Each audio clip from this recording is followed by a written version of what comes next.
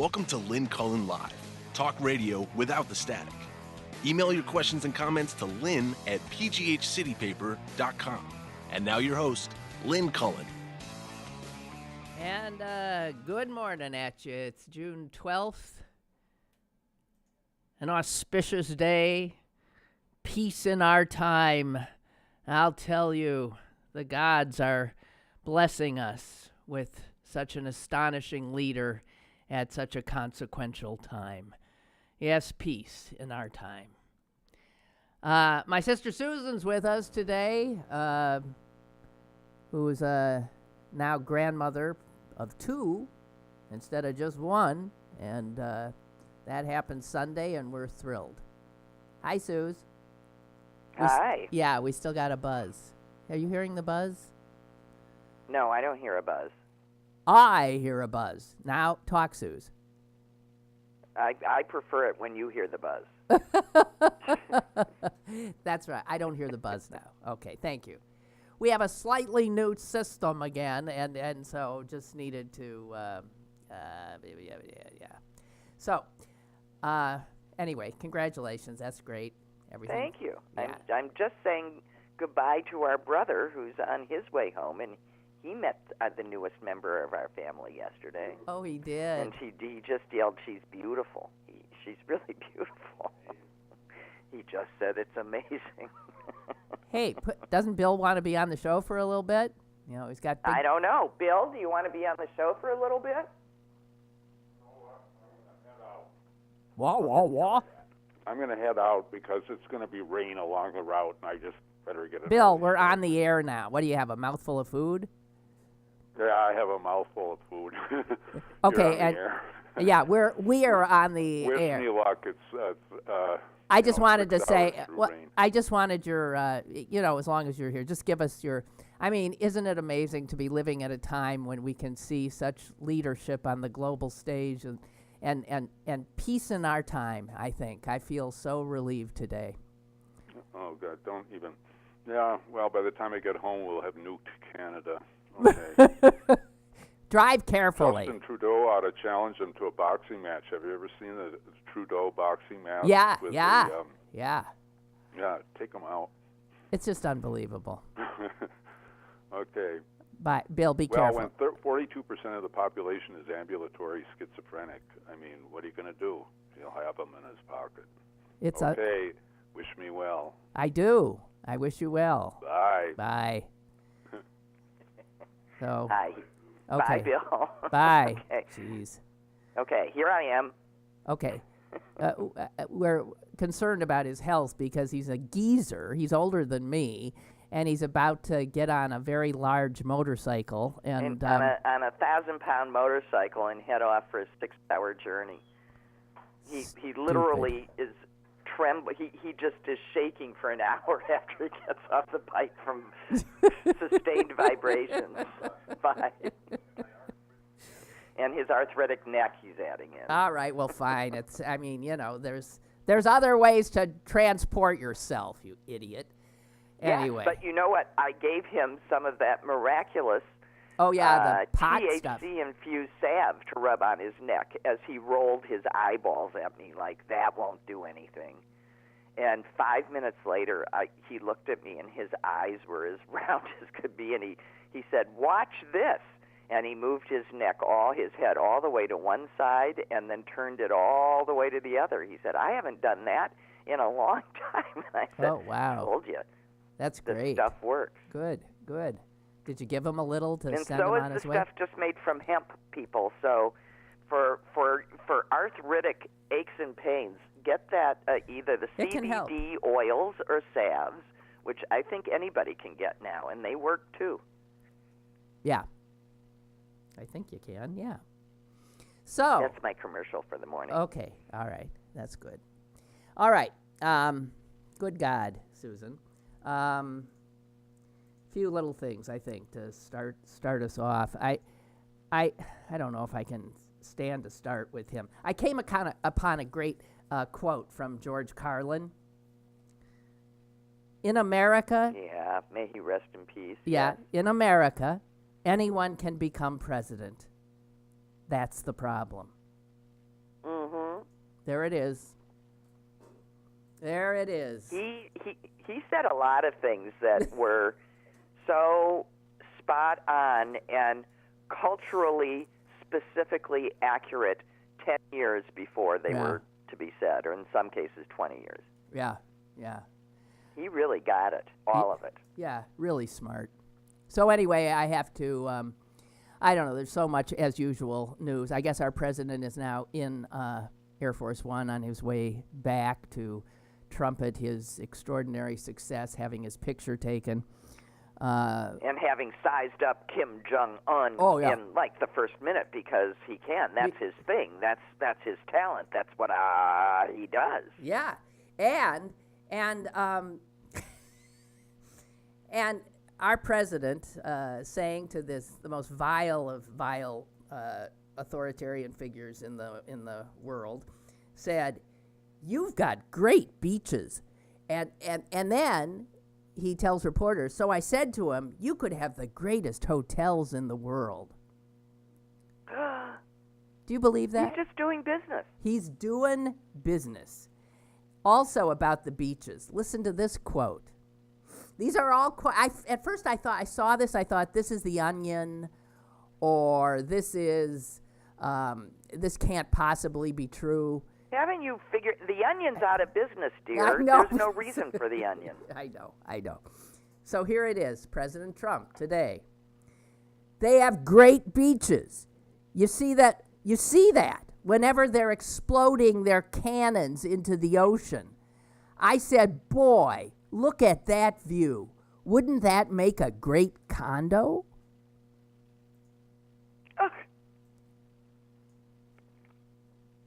Okay. All right, I'm just saying. And then... This is so, I haven't read the news in 3 days. I haven't had time. No, so that's this okay. is all, Okay, I'm sorry. And I couldn't watch, but I'm just getting all this from, okay, and I've seen still pictures and stuff on Twitter. But he also has said that he totally trusts Kim Jong-un. And then he said this again. I thought this was a joke. It is not. He said it during a news conference. Someone said, well, what if you're wrong about that? And he said, I may be wrong. I mean, I may stand before you in 6 months and say, hey, I was wrong. I don't know that I'd ever admit that, but I'll find some kind of an excuse. Yeah. This is our president. Promising to lie to us in 6 months. Right. Basically promising to lie to us. And even also, if I'm wrong, I'll make up some stuff. Right. And also showing that all he can do is look at all of this with a real estate developer's eyes. All he can do is say, look at those beaches. Man, I can put hotels up there. Man, I've got a condo. Then he sticks a knife in our South Korean allies by calling our military exercises with them that we have engaged in since the Korean War, he calls them provocative. The only other people who've called him provocative are Kim Jong-un, his father, and his grandfather. Trump got rolled. He got nothing except the world stage, which he so craves. And to think that we always knew that was going to happen. The only winner in this is Kim Jong-un, because he finally got a president. He did what his father and grandfather couldn't do. Right. He got legitimized. So the victory is automatically his. Absolutely automatically his. And you know what? He's got pictures of himself standing in front. This murderous villain has pictures of himself now standing with the American president in front of the most horrific setting. It is so discordant. They stood, Susan, in front of flags, a flag display. The North Korean flag, American flag. North Korea, America. North Korea, American. It is just this solid, equal footing of the North Korean flag and the Star-Spangled Banner. And the North Korean flag, I have to tell you, dominates the picture because of the way it hangs and because there's this big yellow star in the middle of it. Because this they're, red. yeah, right. Well, no, I they're mean, in Singapore, it just dominates it. Right.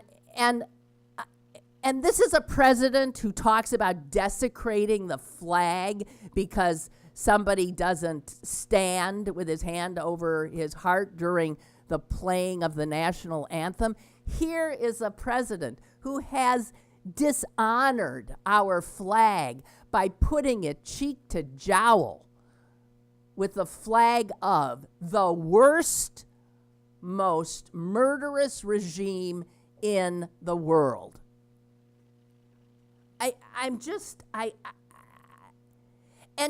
I couldn't watch television because I know our media, and our media are treating this like they would treat any other summit. Well, and here is the president. You know, they might say, well, there's really nothing new. All the language in the thing they signed is exactly language that has been in every other thing that the North Koreans ever signed. Only this time they got the president and the photo op. I'm scared. I just want to say that again. Also, we got Barbara Streisand on our side now. She tweeted out, what'd she tweet? I'll find it. Barbara Streisand, God bless her, tweeted out, a political cartoonist is having his drawing sidelined for being critical of Trump. Are we ending satire and a critical sense of humor under this growing authoritarian rule? And then she has a picture of one of Rob's things. So we got we got Streisand now and all her followers onto it. Also, Bill's secretary has emailed. He's on his way home. Yeah, well, Laura writes, don't tell him he's an old geezer. I keep giving him pep talks. I don't want him to retire. Aw, that's sweet. Don't Laura. worry, he can't. That's just who he is. He won't ever stop doing what he does. I don't whether think. he's paid for it or not. I don't know, but then he wouldn't necessarily have Laura as his secretary. So anyway, don't worry. Just pray for him on his way back, not wearing a helmet. Just pray he makes it home. Because I'm sorry, Laura, he's an old geezer. He's what? What'd you say? He's an old geezer. And it's very funny because my grandson actually calls him Grunkle Billy. Yeah, I know. You're breaking up a little. How come? I don't know. I look fine to myself. You do? And I'm sitting two places away from the main control of a landline telephone. Okay, and you're on your landline. That's what I'm on. Okay. Yeah. Oh, you're back okay again, but we got a little garbled that we got you are yesterday. Too. What? You were too just now. Breaking up? Yep, you're breaking up. Oh, this is like the good old days, Suze. I know. Isn't this fun? We can have audio tests for the audience. All we're missing is a fire alarm. Okay, well, let me know if it continues. It's not doing it now? It's okay, I think. Oh, dear. Okay. If I can understand you, I don't care.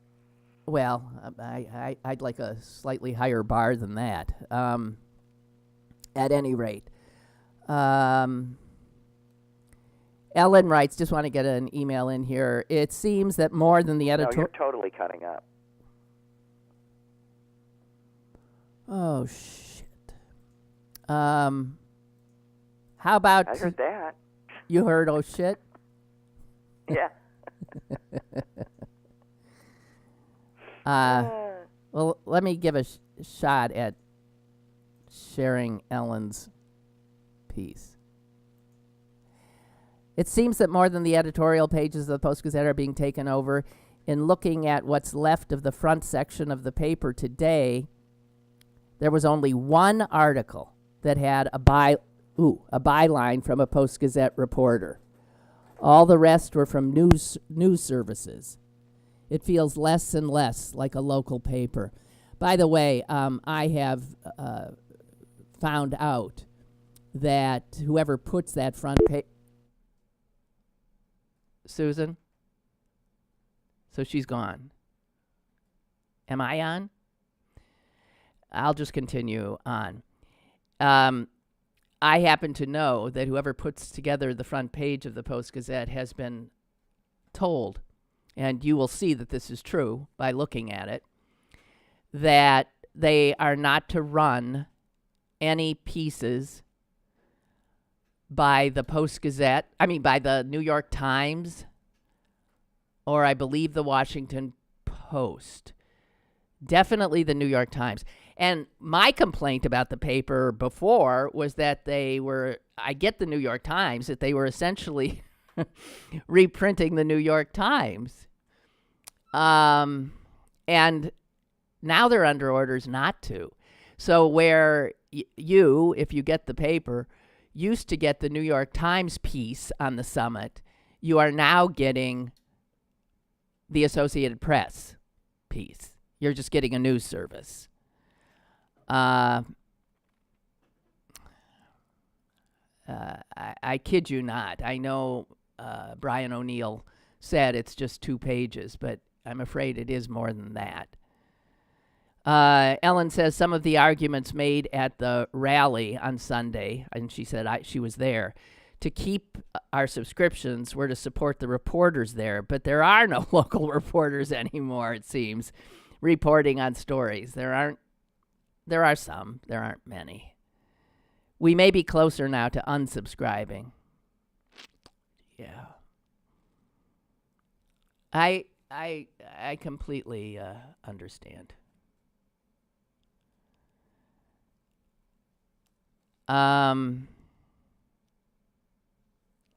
I can't do that now, Milton. I'll do it later. You know, some of you, I think, might think, can Susan call back in, do you think? Yeah, whatever. Are you guys hearing me? There is a piece in the aforementioned New York Times today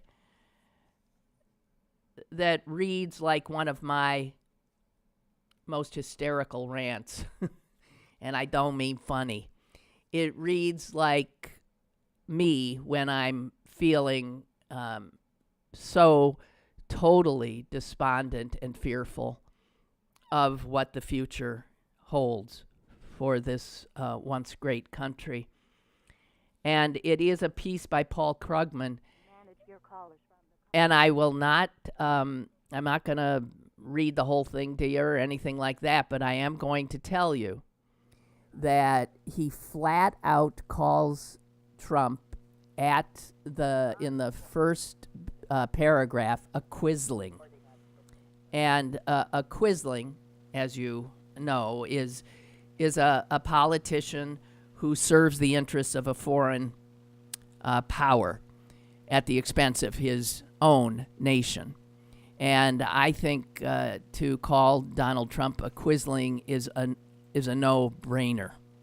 No-brainer. I'm back. I was willing to call him a traitor from day one, so that's basically what a quisling is. I know. It's a traitor.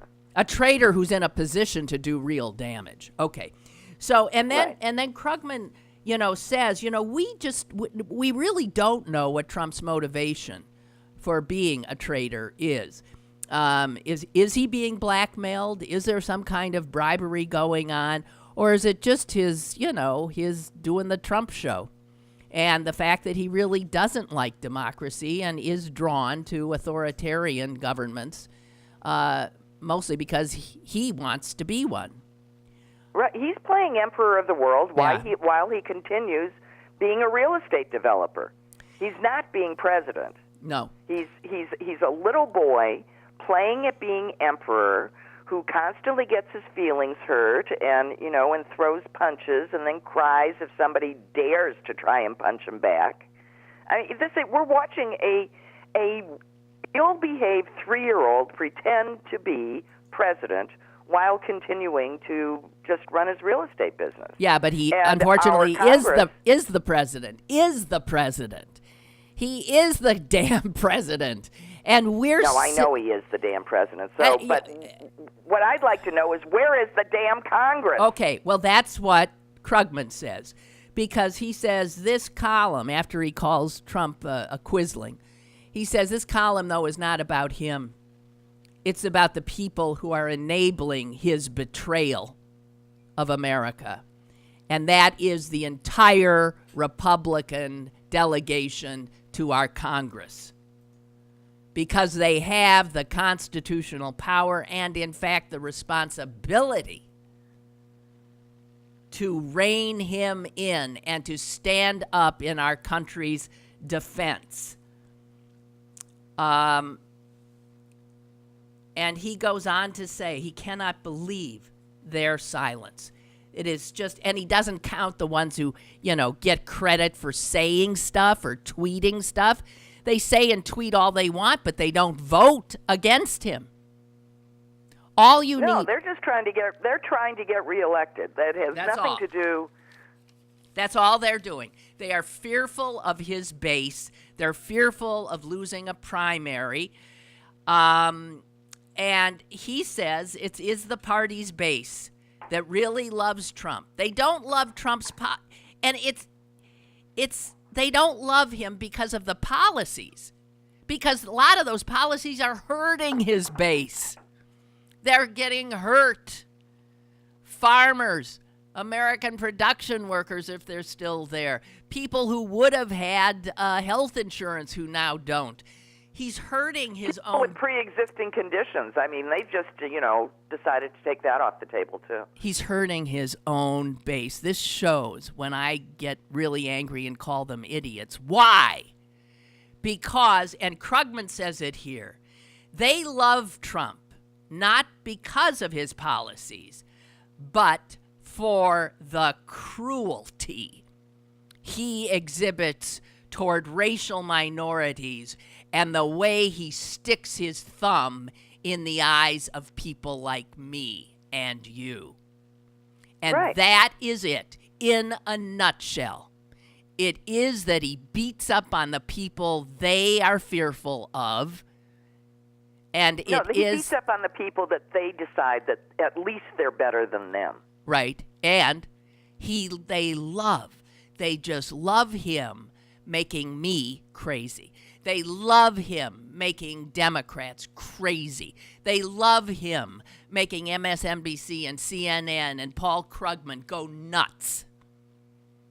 And they are open about that. They don't give a damn what the guy does. They are enjoying us going nuts. And I tell you, if that is what is propelling his base, then they are as good as traitors too. Because a job, here's the thing. Go ahead.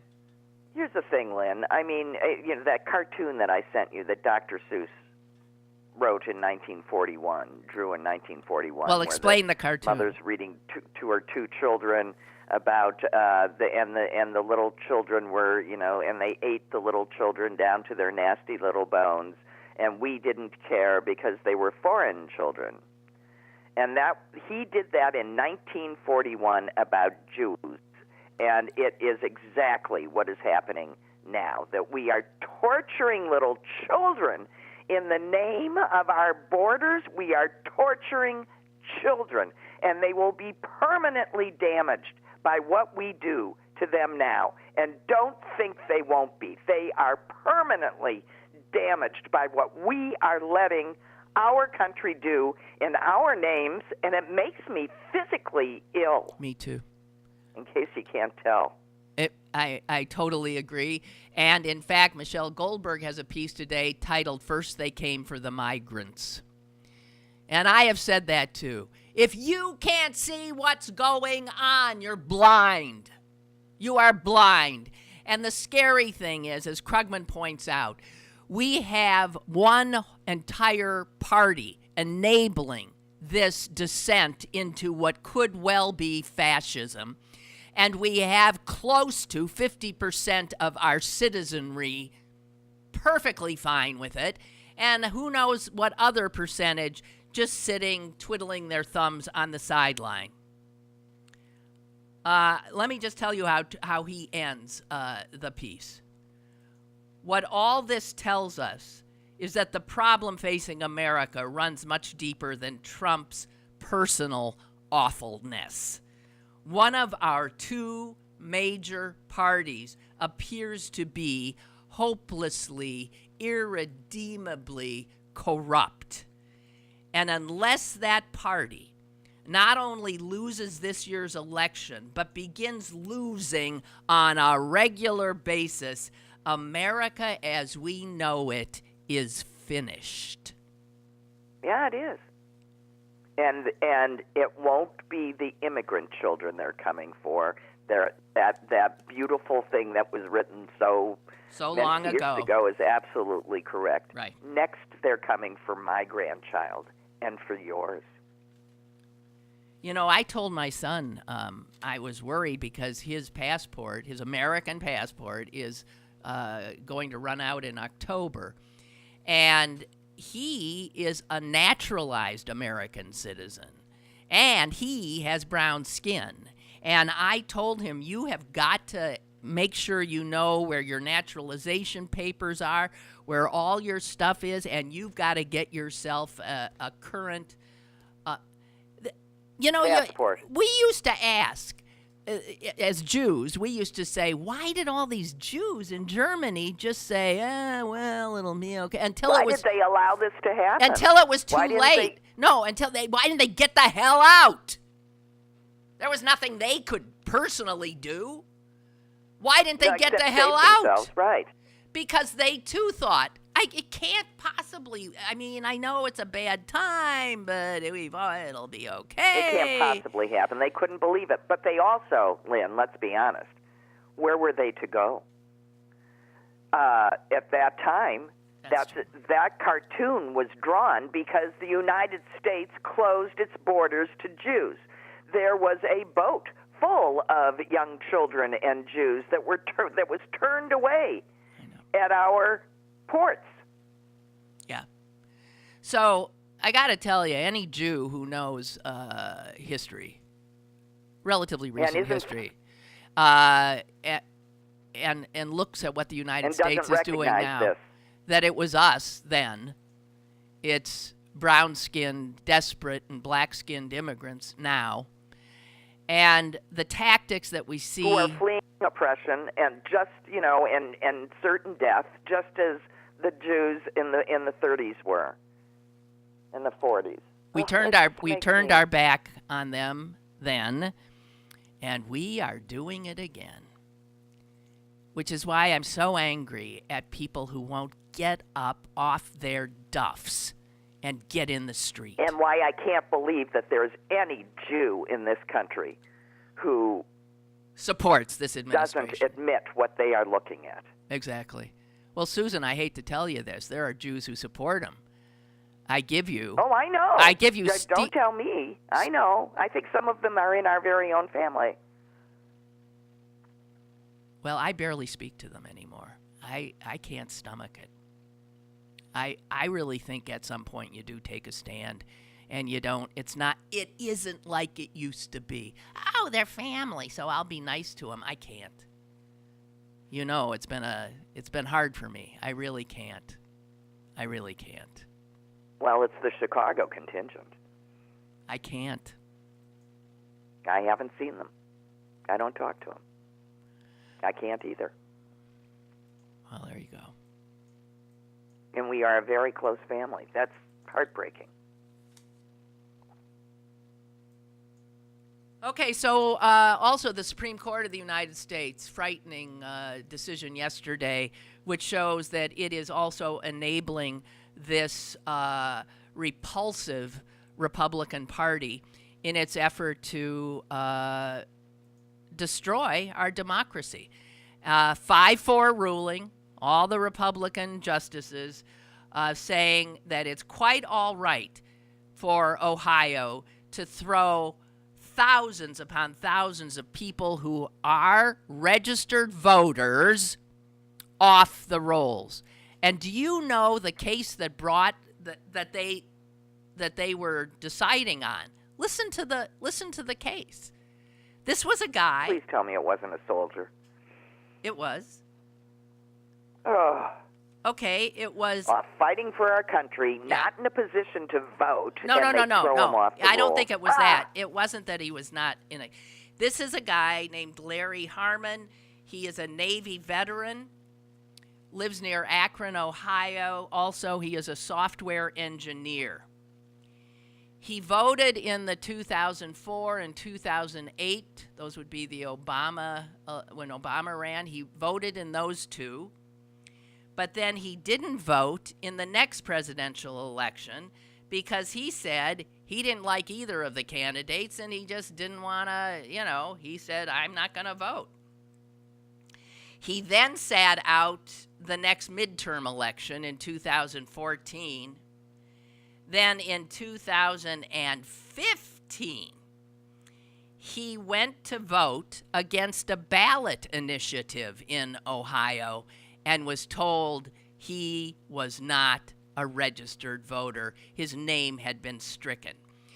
Ohio says if you miss an election and they send you a letter, which they apparently had sent to him, saying, do you still live at this address? And you do not respond to it, they strike you. Now, I don't know about you, but I get a lot of crap snail mail, and I almost threw something out from, which gives me a court date for that parking thing I had in January. I almost threw that out the other day. So you have a court date? Yeah, I'm going to court. It even says that I have a right to an attorney to represent me, but I don't think I'm going to get one. Why are you going? Why you be out of principle because you refuse to pay? Yeah. Because I'm not guilty. You were legally parked? As far as I sure think I sure think so. And well, good for you. You want me to fly in? Sure. I'm going because I had parked in that place 1,000,000 times.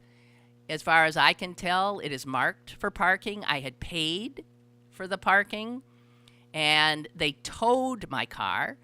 I had to pay $145 plus an Uber fare to get my car back, and I had to pay $119 to the parking authority for being illegally parked, even though I pled not guilty. So I'm out, I can't do math, but, almost $300.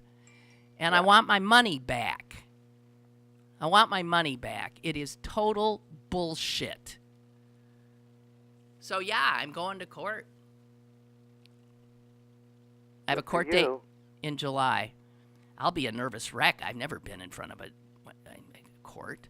The only time I was when, to get my son legally adopted.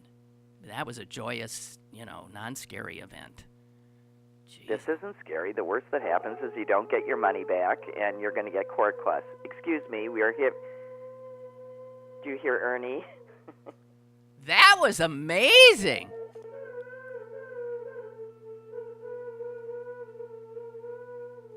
Is there a siren somewhere? What is that? Must be. That's Ernie mimicking a siren. Because I know that's what he does when a siren, but you can't hear the siren? No, I don't hear the siren. I just hear Ernie. God bless him. If we ever needed relief, comic relief, God bless you, Ernie. He's got such a pretty voice. Anyway, so that is, and this was at first the United States, the appeals court ruled in favor of this guy, saying that is outrageous. I mean, being a registered voter doesn't, mandate they have to show up at every election. There's plenty of reasons why people may not be able to or choose not to. No, it's supposed to ensure your right to your ability and right to vote. So, and it says right here that federal law prohibits states from removing people from voter rolls, quote, by reason of the person's failure to vote. That's current federal law.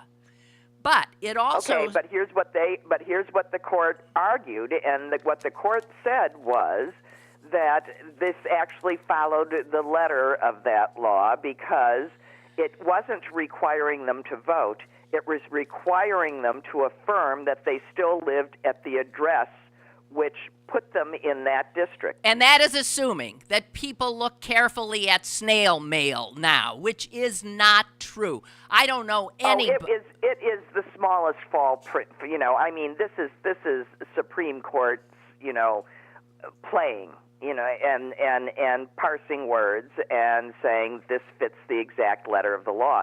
It might. But if that court were looked at, were comprised slightly differently, what the court would have said is, while it may be, according to the letter of what was written, it is totally against the spirit and the intent of the law. And that would have been totally within Congress's right, which was to say that the intent of the law is clearly to make it easier rather than harder to vote, and the intent of this is clearly to make it harder rather than easier to vote. And that's what the Republican Party does constantly, tries to make it harder to vote. That's what voter ID is about. You saw that in state after state in the last election that Trump supposedly won, that they canceled early voting in a lot of these states, that they closed certain polling places or changed them, just trying, eliminating same-day registration, everything they can do to tamp down people's basic right to vote. And this 5-4 decision would have gone the other way if the same traitorous Republican Party had not refused to allow President Obama to have the person that he nominated for the court, Merrick Garland, to even have a hearing. Yeah. And that was 11 months before... No, they just cheat. This is a group, you want to know why this country is in this state? This is a group that has raised the art of cheating and slander and lies to the level of, this is how you win, and if you want to win, this is what you have to do. And it's perfectly okay. And the country's just going along with it, which is why we are not only not passing ethics reform and election reform in places, we are rolling it back. There was a picture, and Barbara just sent me something that reminded me of the picture I saw. There's a picture of ICE agents, and they've lined up these people alongside a road, these poor, desperate people. Men, most of them seem to be are children, and they're standing there. You can see the terror on their faces, and these big, beefy sons of bitches that represent us are, walking toward them. And I'm thinking, this is no different than the pictures that used to chill my blood of Jews standing in German cities with Gestapo. It's no different. And what's the difference of the Jews getting off the train and having their children ripped from their arms? Please tell me. There is no way to tell you because there is no difference. Do you know that we ripped just last month in this country, in your name, 650 children from their parents' arms? One father in detention after his child had been taken from him killed himself in despair. A teenage boy that we deported back to the country he had never known because he was 3 years old when he was brought to this country. We deported him back to that country. He has since been murdered.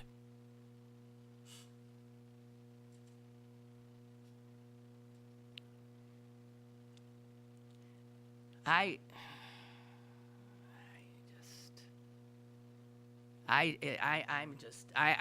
getting close to beside myself is what's happening. and understandably so. Understandably so. This is how dangerous these times are. Here's what you can do. Write to me. Write your senators. Write your legislators. Write the White House. Write the newspapers. Talk to people. Say, and get people registered to vote. Make sure people who are registered really are registered. Our country is committing humanitarian crimes on a daily basis. This country is no shining beacon on a hill. We terrorize children.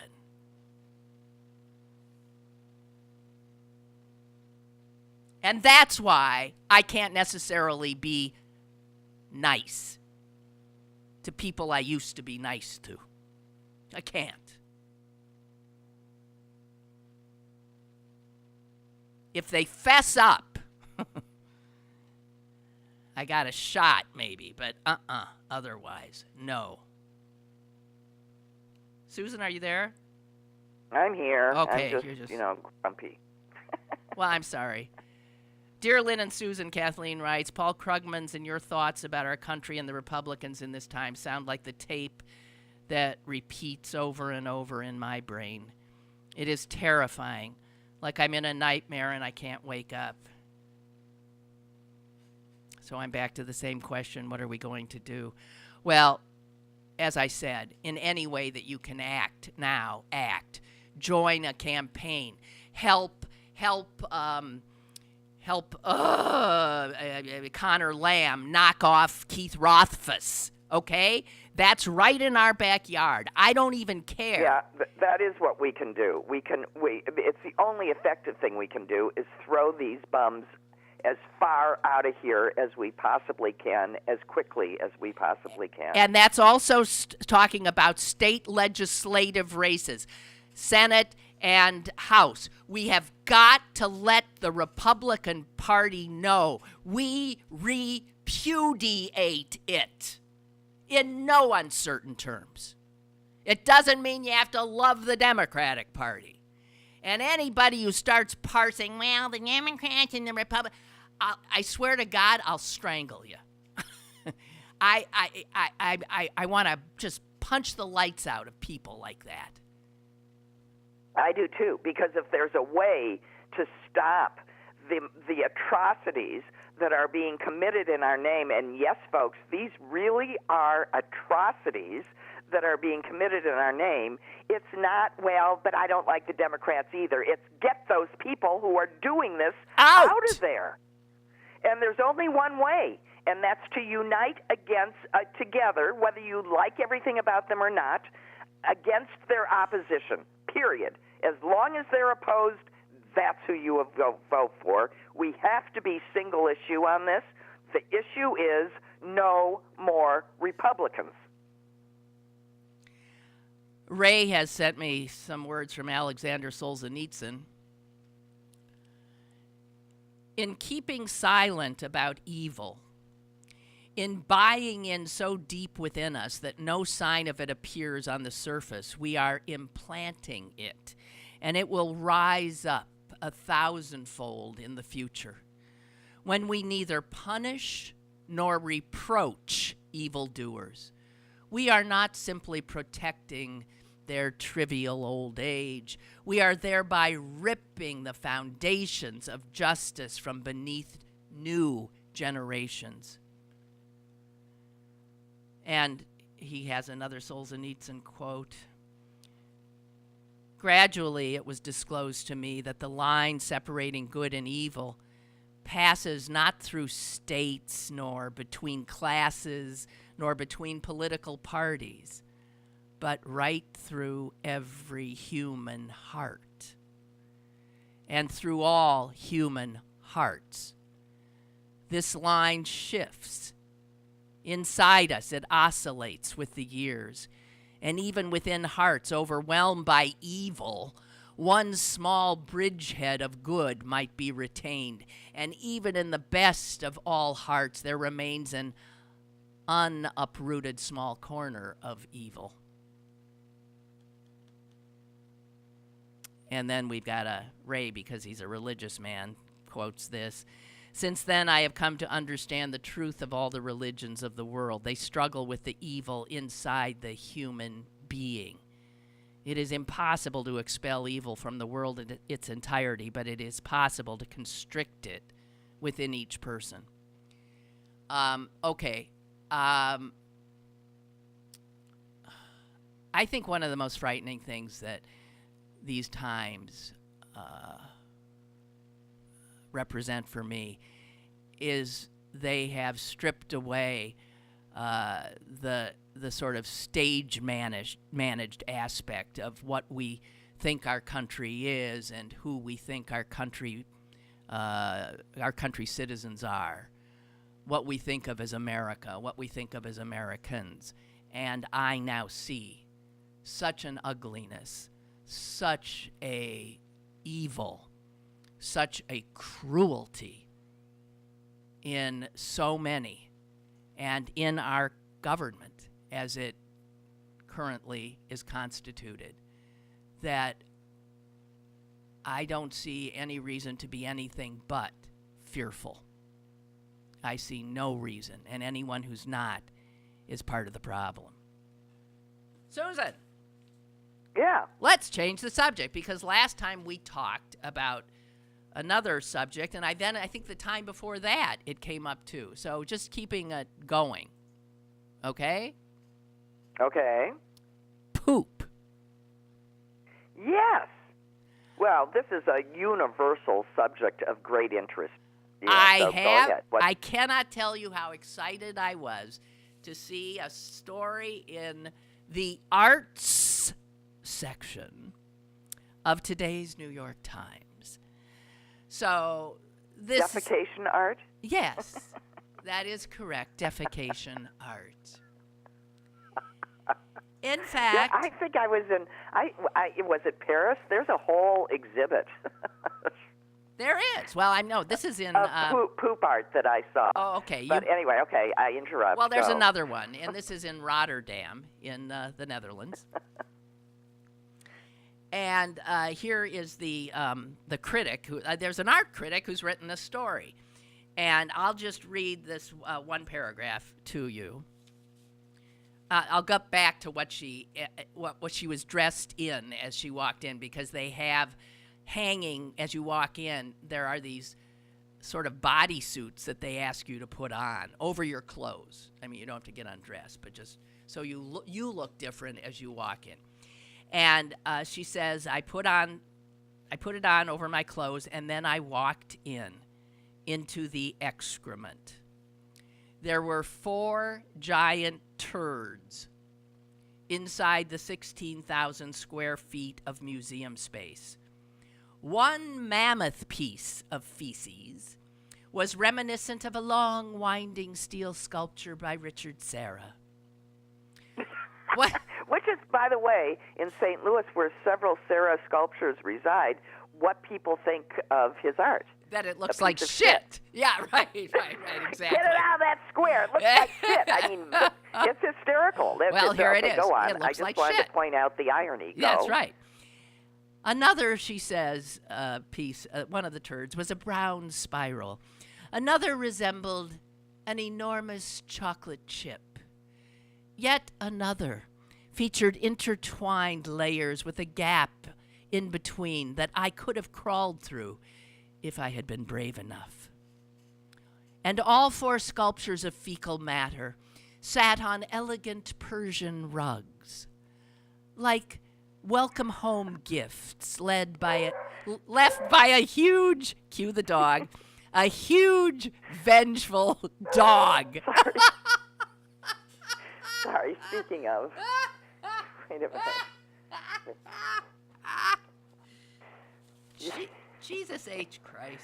Surely this critic is writing with her tongue firmly in her cheek, right? Kinda, sorta. But then they go on and she talks to other people, seriously interviews the people who did it, and saying the intention is confronting ourselves with our own fears or our own preconceived notions or taboos, which we can also call prejudices. Some of the other art... oh, that poor little poop. Yeah. Yeah.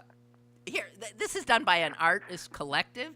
Some of their other art included a sculpture made from frozen urine and this one I sort of like, a 180-foot pink bunny rabbit, which they left to decompose on the side of a mountain in the Italian Alps.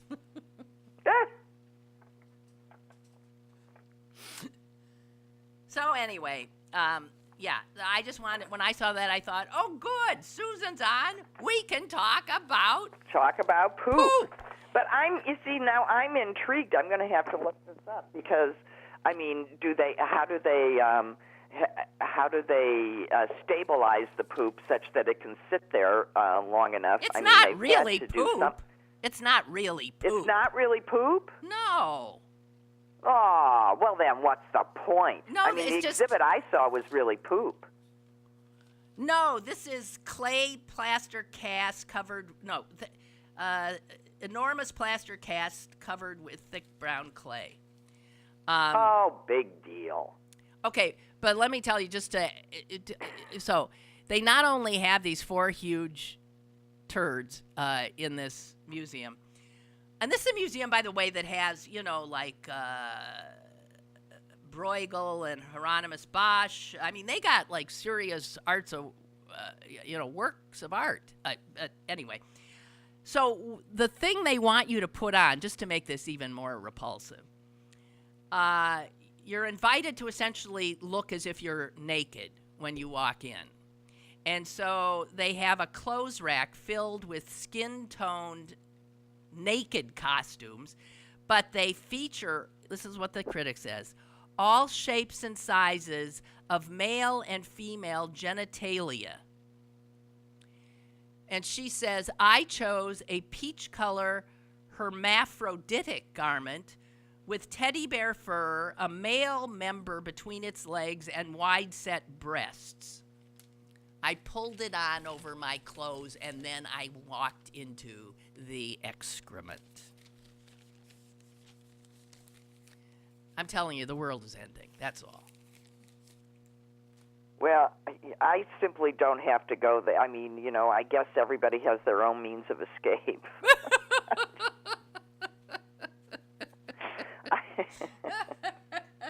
So, Susan. She'd be a hit at a furry convention, don't you think?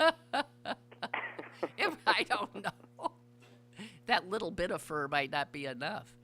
Anyway, I have to tell you that this is on another even, a nice note. And I do recommend this.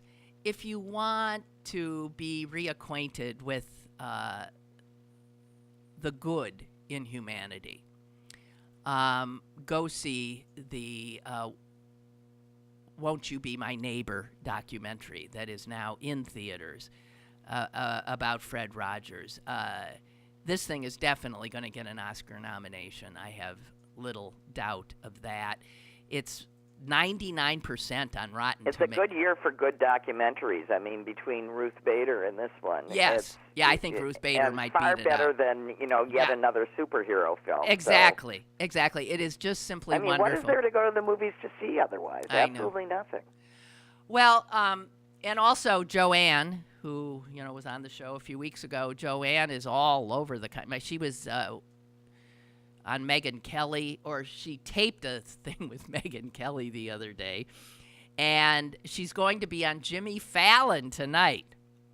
So I'll have to watch that. Megyn Kelly, I'm no, sorry, can't. I just can't watch I can't Megyn either. Kelly. So, but she Joanne said she was is, very her nice. personality, I don't know how she got this far. I don't because either. I think she comes across as cold and shallow and narcissistic and everything unpleasant.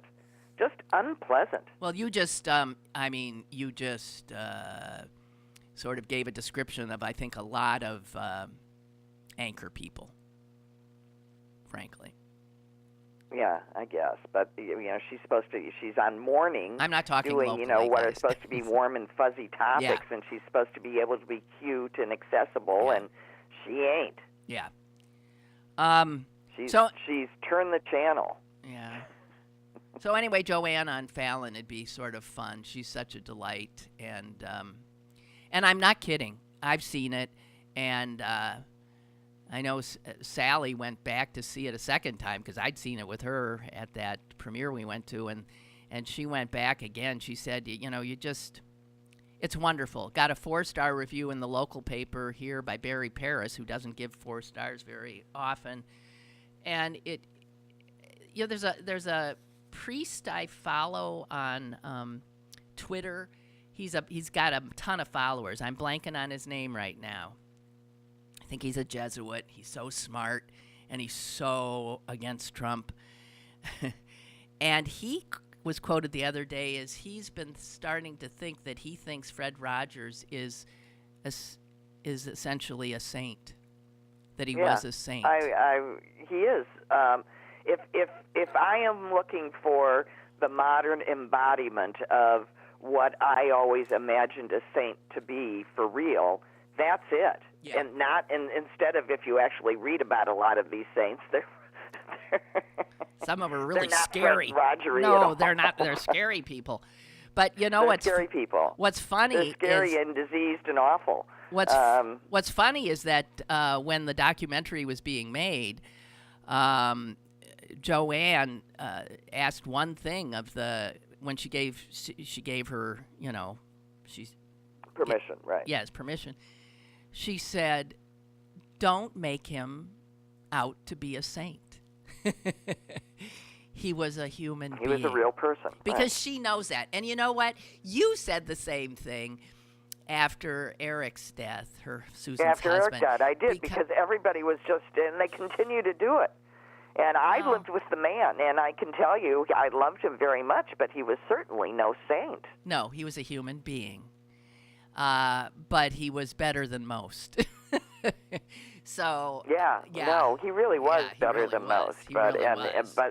As was But Fred. again, as I could keep reminding his family, he was better than most because he underwent a long and extensive psychoanalysis that really turned a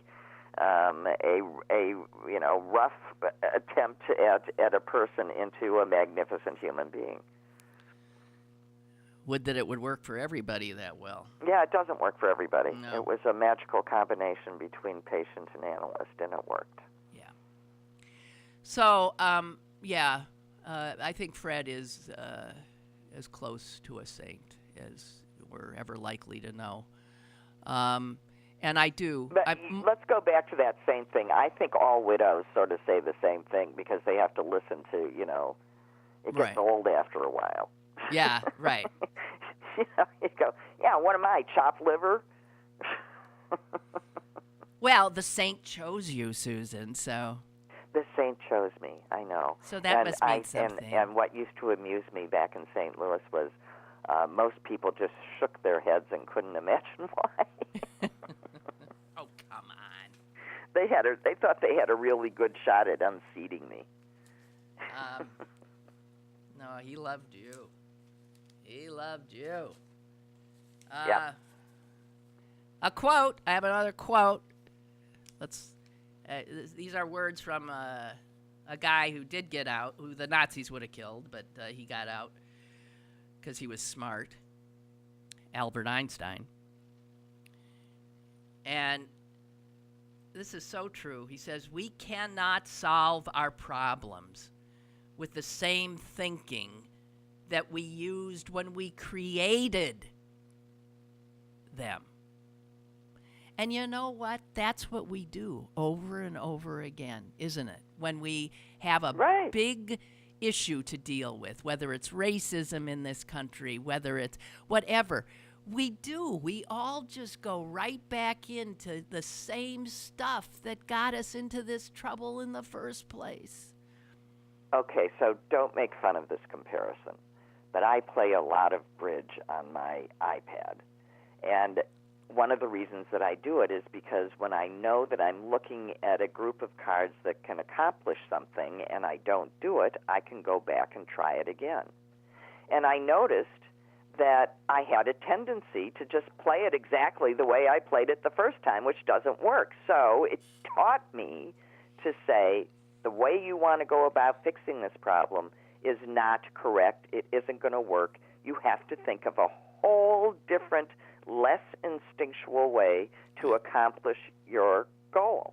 And then I can do it. And I mean, it's just an exact thing, a representation of what it is you have to do to think differently. And it's not that easy.